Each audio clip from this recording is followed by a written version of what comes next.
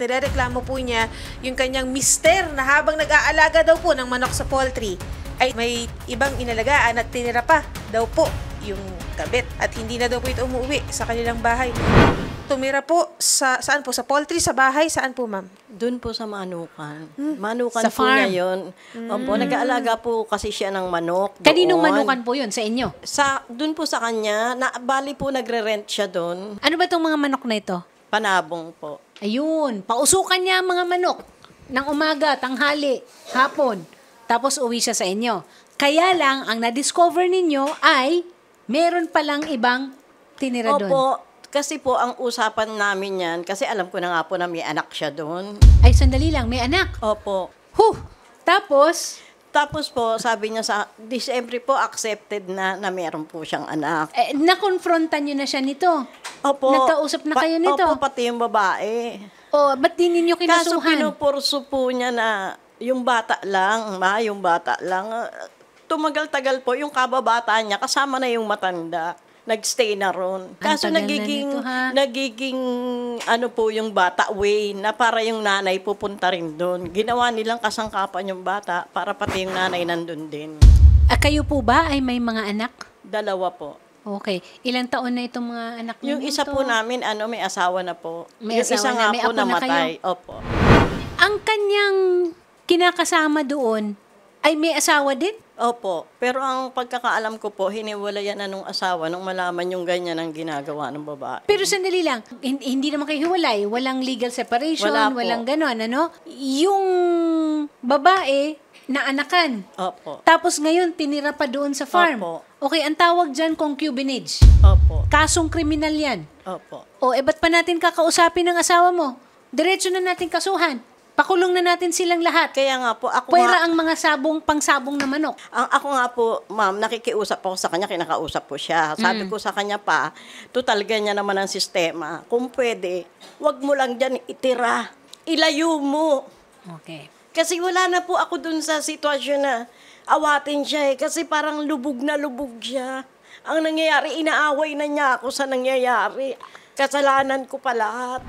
Yung babae, minsan nagpapadala sa akin ng mga video call nila. Sinesend sa akin yung mga picture. Tapos may caption pa siya doon na, huwag ka mag-alala, isusoli ko yung asawa mo, nakakaumay na. May ganun po ba? Ngayon, pasok din po ito sa tinatawag nating domestic violence.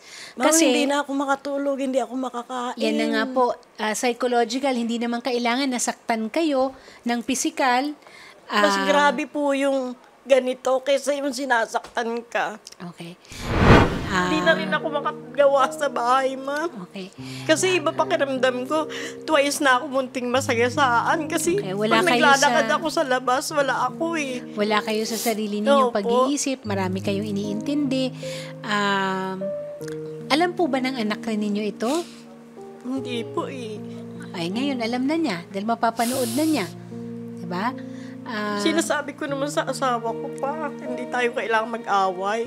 Kung gusto mo yan, okay lang naman. Huwag lang dyan, ilayo mo. Okay. Huwag yung pati po kapitbahay nagsasabi sa akin, nakakatawa ka. Kasi ang kasama yung kabit, ikaw yung legal. Ma'am Edwina, magandang hapon po sa inyo. Magandang hapon din po. Yes. Ma'am Edwina, napatawag na daw po natin sana ang husband ni Ma'am Teresita pero hindi po nagpapakita. Yes po. Ganito po ma'am ang nangyari. Oo. Di meron po akong patawag. Oo. So, bago ko po madala doon yon, kasi gagabi na nga po, tinanong ko muna si Ma'am Teresita kung naando na yon. Tinawagan ko po siya. Ay, wala pa daw po. Di ang ginawa ko po, nag-text po ako kay sir kasi sa tingin ko naman po, okay naman po si sir kasi nakausap ko na po siya dati. Okay. Ma'am, tingnan niyo. Di tinext ko po na kung pwede siyang maanyayahan para mag-usap sila ni Ma'am Teresita. Tapos nung tinawagan ko po siya, sabi niya, hindi niya pa raw po nababasa.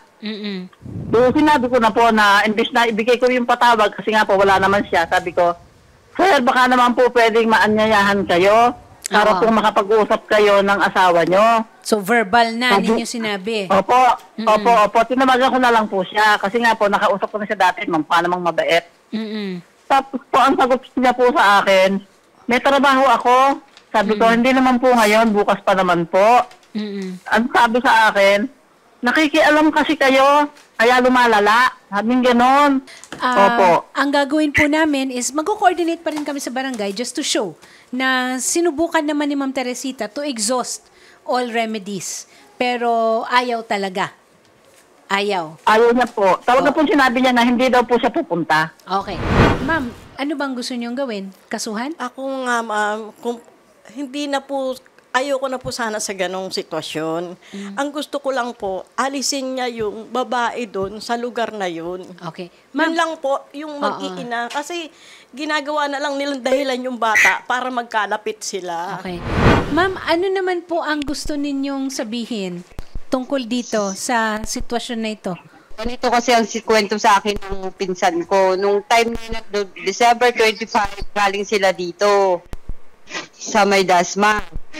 Okay? Tapos ang kwento niya, yung mga bata dito ka mag-aaral. Kaya inatid niya dito sa Dasma. Okay, sinong mga bata po ito? Ang sinagot naman ng tatay ng mga bata, okay lang sila. Tapos nagagalit daw yung babae na bakit? Anak naman niya yun. Karapatan niya na alagaan yung mga anak niya kasi siyempre, yung pinsan ko, nagtatrabaho para sa mga anak niya. Hindi naman tama na si Liza ang kausap natin. Dapat si Zenaida. Pagdating na lang po niya ng 10, kausapin niyo na lang po siya kasi 10 pa yung darating eh. Pero parang nabobosesan daw po kayo ni Ay, hindi po. Kasi magkaboses talaga kami ng pinsan ko eh. Siya yan. Ganun talaga, marami Sinayda nagkakaboses na magpipinsan. Nakausap niya kanina, pero ang dinig ko sa boses mo, ikaw si Sinaida. Ay, hindi kasi pinsan ko siya eh. Kaya Naku, kami, magkatulad Magaling kami. ka talaga gumawa ng mga Hindi ako mahilig maggawa ng kwento. Ikaw Ate, yan. sino Ikaw ka ba? yan. Sino ba to? Ikaw yan. Okay. So, Sino ba to? Hindi ako si Sinaida. Pinsan ako ni Pinsan Okay. ko si Sinaida. So, in that ako si case- Liza. Okay, in that case, Ma'am Liza, salamat Maraming na lang po. ginagawang- Pero hindi po tama na kayo po ang maging kausap namin. Oh, sige, mamaya na lang po sabihin ko sa kanya pagdating niya ng 10. Kung gusto niyo silang kasuhan, kasi isang krimen ito. It's a criminal case. So, para mapilitan na magharap-harap. Okay? So, tutulungan po kayo ng wanted sa radyo. Pero huwag po kayo mag-alala kasi ang judge rin naman, okay, sa huwes, gano'n. Ang una naman talagang step nito, is called a conference. Ipapatawag po kayo para mag-usap-usap. So, kung yun naman ang gusto ninyo, Ito nga, yung sinasabi niyang alam ko raw na yung bata gusto niya rito. Oo nga, dito, pero wag dun sa lugar ng asawa ko.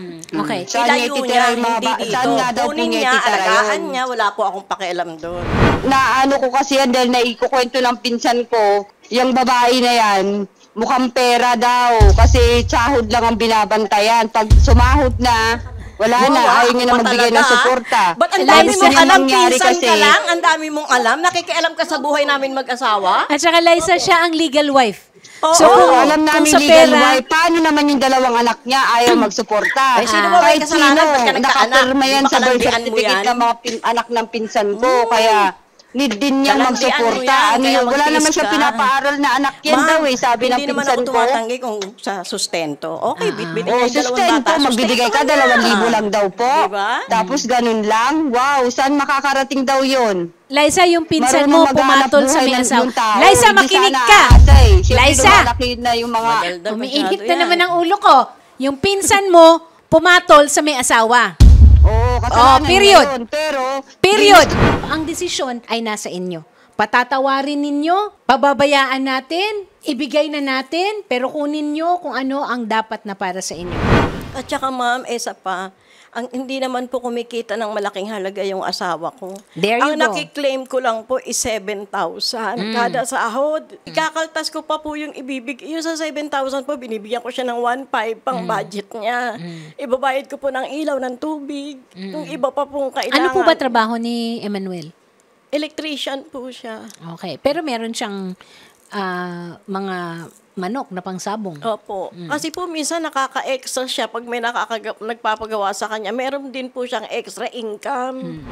Ma'am Edwina Villanueva, i-refer na lang po namin siya sa inyo kasi Opo. hindi naiintindihan po natin victims of ito po, in domestic violence, very rarely po na agad-agad nakakapagdesisyon. So hahayaan po Opo. natin na maintindihan po muna nila lahat at mabigyan po sila ng tamang gabay para po sa next steps nila. Hindi po natin pipilitin, kailangan lang po nila maintindihan. Okay, Ma'am Yun na nga Edwina? po. Pinapasa Yun na nga ko na, po. umiinom po ba kayo ng pang high blood? Anong gamot nyo? May maintenance na. Wala, may maintenance na ba kayo, Ma'am Edwina? Kasi ako parang buong araw ko naka-maintenance Kasi ako. po, ang asawa ko po, 58 years old. Ma'am, Isipan, pag-isipan yung mabuti, hindi pa po huli ang lahat para kayo naman ay mag-enjoy sa buhay ninyo na walang Opo. stress. Opo. At hindi natin kailangan yung ganyang stress. opo. Kaya nyo yan, ma'am. Salamat Okay. po, ma'am, ha. Kakausapin po namin kayo, ma'am, sa likod and then iaayusin lang po natin yung schedule para mapatawag po natin si Zenaida o siguro yung spokesperson niya, si Ma'am Liza. Ay, hindi pwedeng spokesperson. Dapat talaga si Ma'am Zenaida, ma'am. And syempre, yung asawa niyo po. Opo. Opo, Okay. ha. Salamat po at magandang hapon po.